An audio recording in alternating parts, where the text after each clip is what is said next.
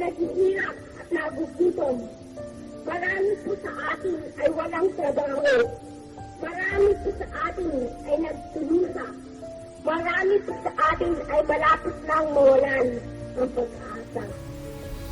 Napakarami pa ring naghihirap. Napakarami pa ring nagugutom.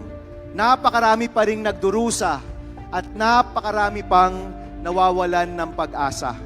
At sa totoo lang po, napakagrabe pa rin ng korupsyon. Ang revolusyon na nakita po natin noon, hindi pa siya tapos. Kailangan pa pong tapusin ang kwento. Ang EDSA Revolution po, yan po ay ang gabay at plano para sa ating kinabukasan. Mga Pilipinong nagkakaisa, mga Pilipinong nagdadasal, mga Pilipinong nagmamahal, mga Pilipinong tumitindig at lumalaban. At mas mahalaga sa lahat, mga Pilipinong nagmamahal sa mga bagay na higit sa ating mga sarili.